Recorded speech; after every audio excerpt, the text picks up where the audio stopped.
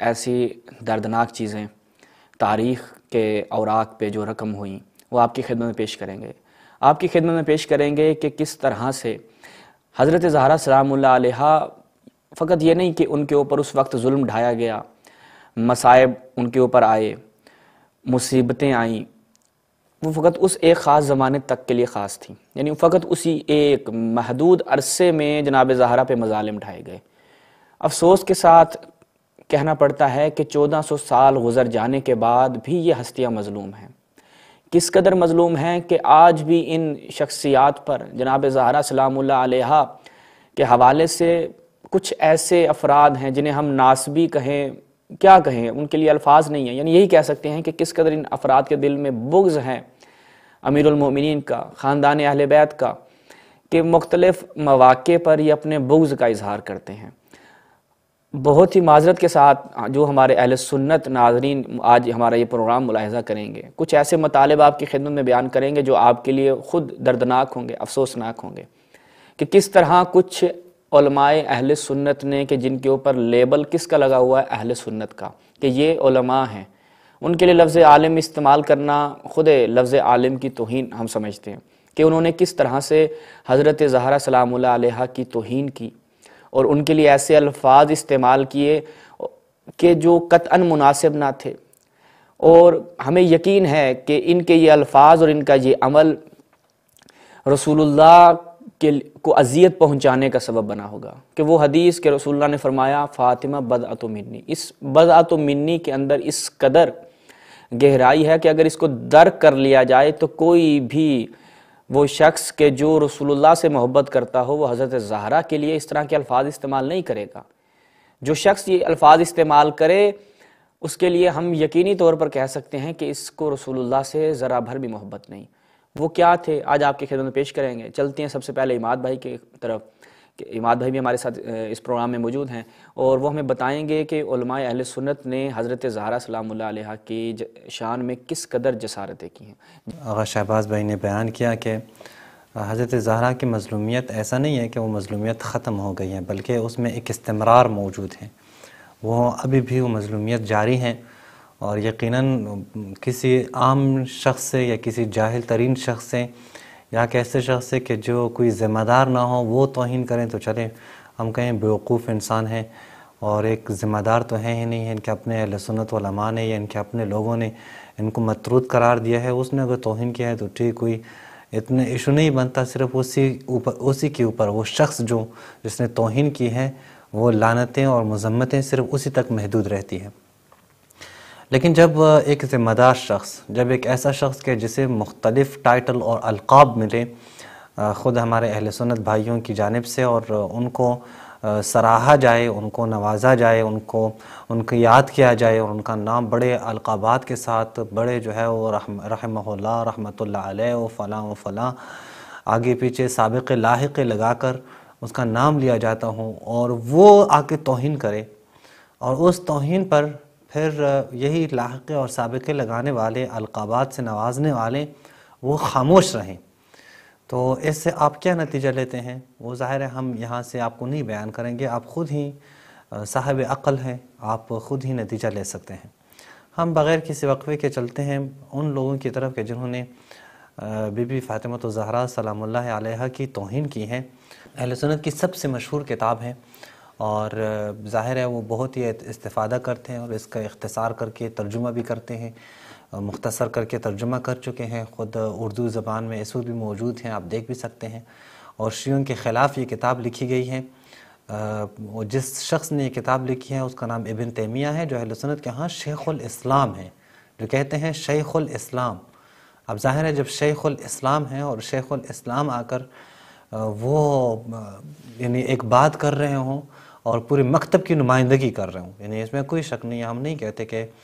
وہ اس کی ذاتی بات ہے، نہیں، بالکل پوری مکتب کی نمائندگی کر، اس کو رد بھی نہیں کر رہے نا، سب سے بڑی بات یہ ہے۔ اس حوالے سے اور اس توہین کو جو بیان کر رہے ہیں وہ صرف اور صرف وہی شیعہ بیان کریں گے۔ دیکھیں آپ کی کتابوں میں آپ کے شیخ الاسلام نے رسول اللہ کی بیٹی کی توہین کی ہے، مگر اس کے باوجود بھی بالکل خاموش اور سکوت کا روزہ ہے ان کے ہاں، اور کبھی بھی جو ہے وہ زبان نہیں ہلاتے اس کے خلاف، اور کبھی بھی ایسے الفاظ نہیں لاتے کہ کہ جو اس کا جو شیخ الاسلام ہو وہ زیر سوال جائیں. حضرت فاطمہ الزہرا زیر سوال جائیں تو کوئی مسئلہ نہیں ہے، حضرت فاطمہ الزہرا کی توہین ہو جائے کوئی مسئلہ نہیں ہے، لیکن شیخ الاسلام کی توہین نہیں ہونی چاہیے، شیخ الاسلام زیر سوال نہیں جانا چاہیے. اسی فکر نے ہمیں برباد کر کے رکھا ہے، اسی فکر نے تباہ کر کے رکھا ہے، اور شروع سے یہی فکر چلے آ رہی ہے. وہ اگر آپ کو علم ہو تو ابن عباس نے ایک جگہ پہ رسول کی حدیث سنائی، عروہ بن زبیر آ کے کہتا ہے کہ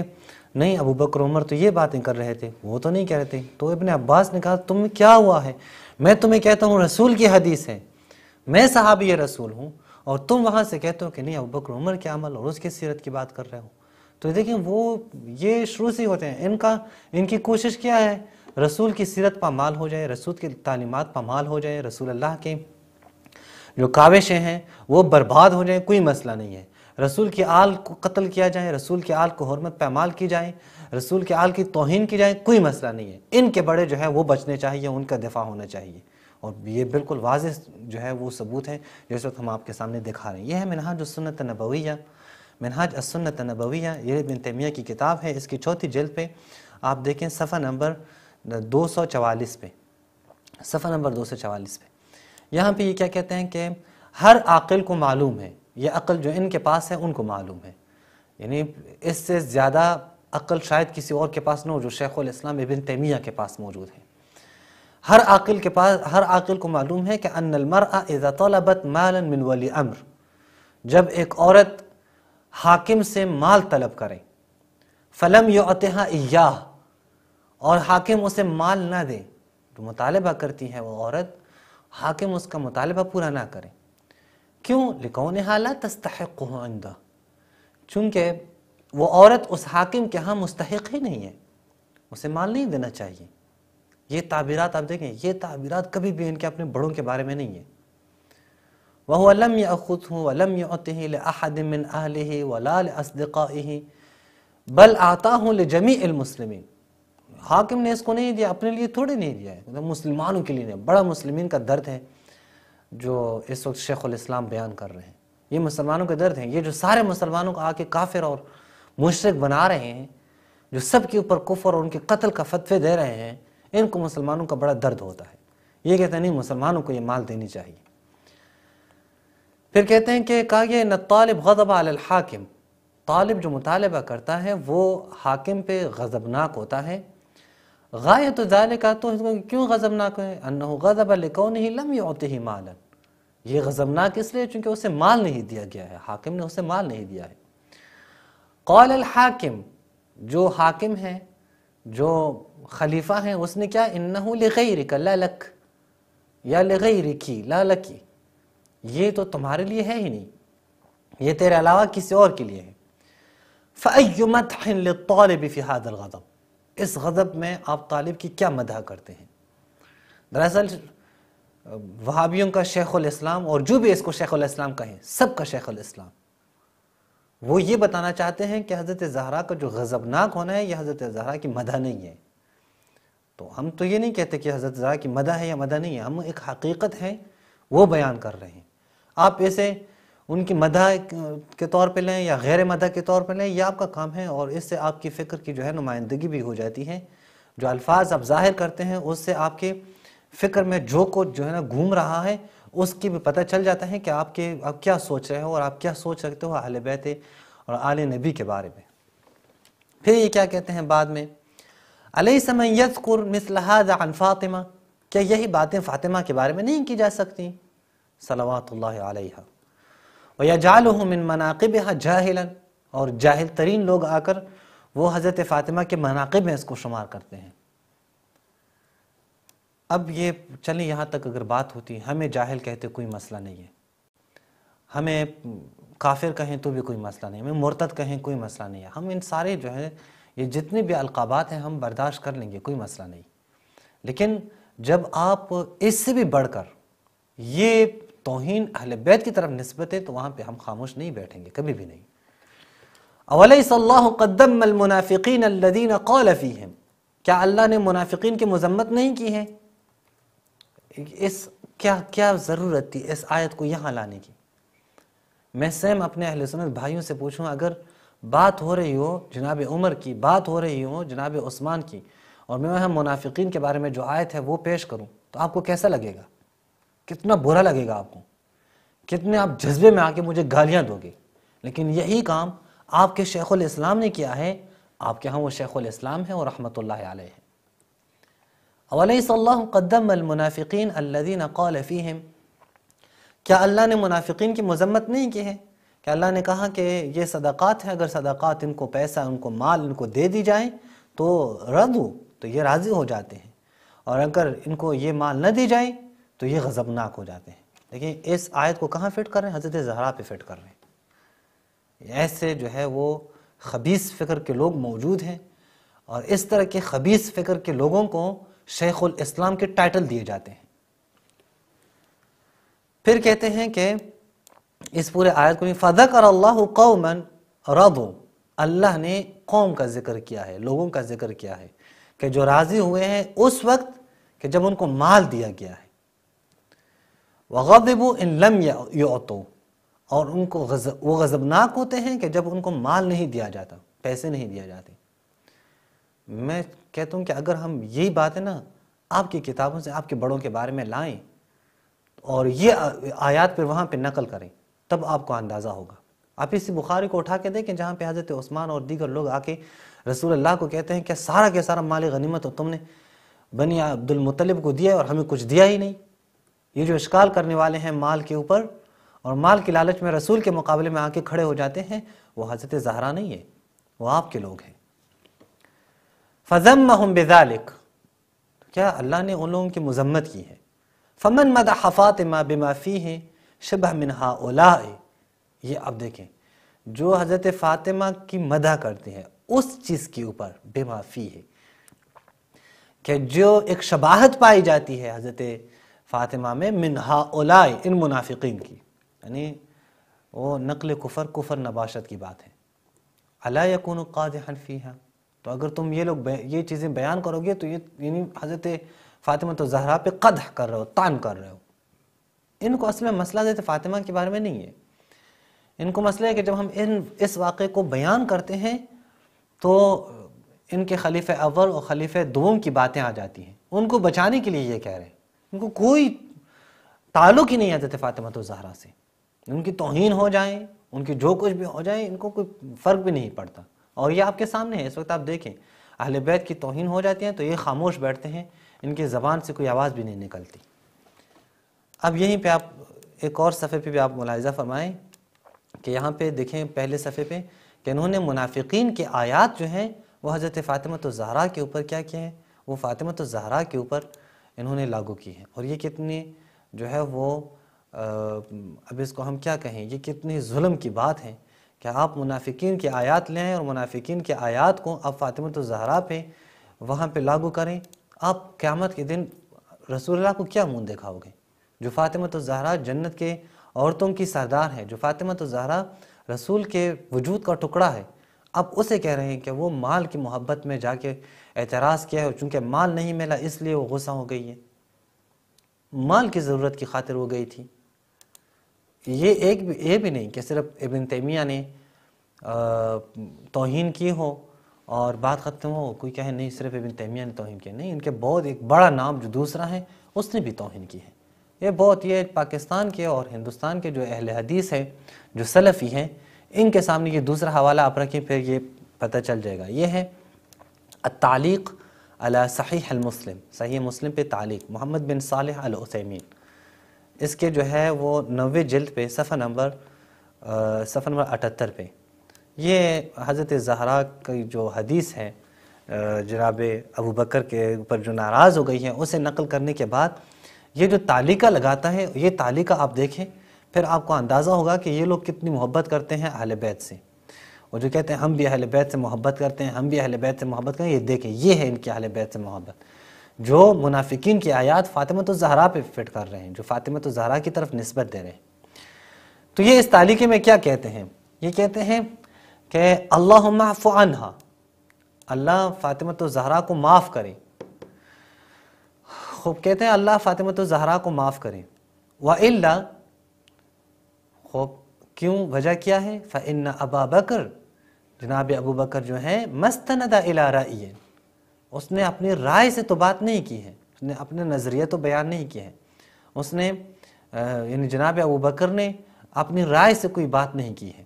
رائے سے استدلال کر کے اس نے مال، یہ نہیں کہ مال نہ دیا ہو، صرف اپنی رائے کے مطابق، یہ محمد بن صالح العثیمین کہتا ہے۔ وَإِنَّمَا اسْتَنَدَ إِلَى النَّص، نص سے استناد کیا ہے، اور نص سے استناد کیا ہے؟ وَكَانَ عَلَيْهَا أَن تَقْبِلَ قَوْلَ النَّبِي علیہ الصلاۃ والسلام، زہرا فاطمہ تو زہرا پہ واجب تھا کہ وہ رسول اللہ کے قول کو قبول کرتی۔ تم رسول کی بیٹی سے زیادہ رسول کے قول کو جانتے ہو، ہمارے ہاں تو معیار یہی ہے، اگر انہوں نے قبول نہیں کیا یعنی یہ حدیث پر رسول کی حدیث نہیں ہے، یہ آپ نے کہیں اور سے لائی ہے۔ رسول اللہ کی حدیث کیا، لا نورث ما ترکنا صدقہ، ہم کسی چیز کو وراثت میں نہیں چھوڑتے، جو کچھ ہے وہ سارا صدقہ ہے۔ یہاں پہ بھی نہیں، اس سے بھی آگے بڑھ کر انہوں نے پھر توہین کی ہے۔ یہ جو آپ کو یاد آتے ہیں یہاں پہ ان کے نبی کے قول کو وہ قبول کرنا چاہیے، یہ آپ جا کے ذرا ان موارد میں کہیں جہاں پہ حج تمتع کو حرام کیا جاتا ہے، جہاں پہ جو ہے وہ نکاح تمتع کو حرام کیا جاتا ہے، وہاں پہ کہیں کہ نبی کے قول کو قبول کر لیتے ہیں۔ جہاں پہ دیگر جو امور ہیں، جہاں پہ رسول کے قول پہ پابندیاں لگائی جاتی ہیں، ان کے بارے میں کچھ کہیں۔ یہاں جو آپ کی مرضی کی باتیں ہوں وہاں پہ آپ رسول کے قول کی بات کر رہے ہیں۔ جنہوں نے پابندیاں لگائی ہیں، جنہوں نے لوگوں کو سزائیں دی ہیں کہ رسول کی حدیث کیوں سنائی ہے، ان کے بارے میں کچھ کہیں۔ کہتے ہیں کہ رسول کی حدیث ہے لا نورث ما ترکنا صدقہ ولکن عند المخاصمہ، لیکن مخاصمہ کے دوران، جنگ و جدال کے دوران، لا یبقى للانسان عقل یدرک بہ، انسان کے پاس پھر عقل نہیں رہتی۔ یعنی یہ الفاظ دیگر کیا کہتے ہیں،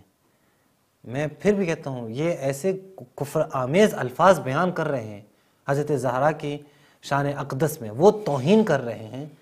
کہ شاید کوئی ایسا توہین جو ہے نا اس کی اس طرح کی جسارت وہ کر لے، اور اس طرح جسارت کرنے کی سوچ بھی لے، جو اپنے آپ کو مسلمان کہتا ہوں، جو کلمہ پڑھے محمد رسول اللہ کا، وہ کبھی بھی ایسے توہین نہیں کر سکتا۔ لیکن کہتے ہیں مخاصمہ کے دوران کہ جب آپ مال طلب کر رہے ہوں اور حاکم آپ کو مال نہیں دے رہا ہوں، تو لا یبقى للانسان عقل یدرک بہ ما یقول، پھر انسان کے پاس عقل رہتی ہی نہیں ہے کہ جو اسے پتہ چل جائے کہ وہ کیا کہہ رہا ہے، پھر اپنی باتیں وہ ہوتی ہی نہیں ہیں۔ یعنی یہ بیان کر رہے ہیں کہ حضرت زہرا ایسی باتیں کر رہی تھی نعوذ باللہ جو ان کو خود بھی پتہ نہیں چلتی تھی، چونکہ عقل ان کے پاس نہیں رہی تھی۔ اور یہ آپ کا پہلی تہمت نہیں ہے، آپ کے بڑوں نے حضرت رسول پہ بھی یہی تہمت لگائی ہے، فإن الرجل قد يحجر یا فإن الرجل لا يحجر، یہ آپ کی تہمت نہیں، آپ نے بڑوں کی سیرتوں پہ جا رہے ہیں، آپ کے بڑوں نے رسول پہ تہمت لگائی، آپ رسول کے آل پہ تہمت لگا رہے ہیں۔ او ما يفعل او ما يتصرف فيه، یا وہ جو کچھ کرے یا جس میں تصرف کرے اسے پھر پتہ ہی نہیں چلتا، چونکہ عقل ہی نہیں رہتی، عقل نہ رہتی ہو پھر تو بات ہی نہیں ہے۔ فنسأل اللہ ان یعفو عنہا عن ہجرتها خلیفۃ رسول اللہ، ہم اللہ سے دعا کرتے ہیں کہ اللہ حضرت فاطمہ کو معاف کریں، چونکہ حضرت فاطمہ نے جو گناہ کیا ہے وہ گناہ کیا ہے، ہجرتها خلیفۃ رسول، چونکہ حضرت فاطمہ نے رسول اللہ کے خلیفہ سے ترک کلام کیا ہے، چونکہ فاطمہ تو زہرا غضبناک ہوئی اور آخر جو ہے رحلت تک، شہادت تک انہوں نے بات بھی نہیں کی خلیفہ سے۔ یہ آپ دیکھیں کہ یہاں پہ معافی کی دعا حضرت زہرا کے لیے مانگی جا رہی ہے کہ اللہ اسے معاف کریں کہ جنہوں نے رسول خدا کے خلیفہ سے ترک کلام کیا ہے۔ تو اگر ان چیزوں کو ہم ہائی لائٹ کرنا شروع کریں آپ کی کتابوں سے، پھر سلسلہ بہت زیادہ جائے گا اور پھر آپ کے پاس سوائے توہین کے FIR کے کچھ بھی نہیں رہے گا۔ لہٰذا آپ کے لیے بہترین راہ یہ ہے کہ آپ آل محمد سے محبت کا جو تقاضا ہے، اگر آپ کہتے ہیں کہ آل محمد سے محبت کرتے ہیں، اس کے تقاضوں کو آپ پورا کریں۔ آپ اس جیسے جو بھیڑیے ہیں ان کو اپنے صفوف سے نکال دیں، ان کو اپنے صفوں سے نکال دیں۔ اگر آپ نکالیں بھی نہیں، آپ ان جیسے لوگوں کو شیخ الاسلام اور محدث و فلاں و فلاں و علامۃ الدہر کے القابات بھی دیتے رہیں، اور دوسری طرف سے آپ کہیں کہ ہم اہل بیت کو بھی مانتے ہیں، تو اپنا مذاق اڑا رہے ہیں۔ اپنا مذاق نہ اڑائیں، کسی بچے کو بھی یہ بات کریں وہ بھی آپ کا مذاق اڑائے گا، یہ تو ہو ہی نہیں سکتا۔ شاید سب سے بڑا جو ہے لطیفہ یہی ہو کہ آپ جنہوں نے توہین کیا ان کو اپنے سر کا تاج مان لیں اور پھر زبان سے کہیں کہ ہم اہل بیت کو مانتے ہیں، اہل بیت کا دفاع کرتے ہیں، اہل بیت کے ماننے والے ہم ہیں، تو شاید پوری صدی کا یا پوری تاریخ کا سب سے بڑا لطیفہ یہی ہو۔